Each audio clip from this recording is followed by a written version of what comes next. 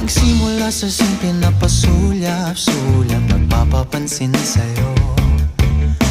Umabot sa palitan ng mga mensahe, kilig na kilig ako. Kumusta, kain na, hello, magandang umaga. Ingat ka, pahinga, huwag kang masyadong magpupuyat pa. Naramdaman ng puso na dahan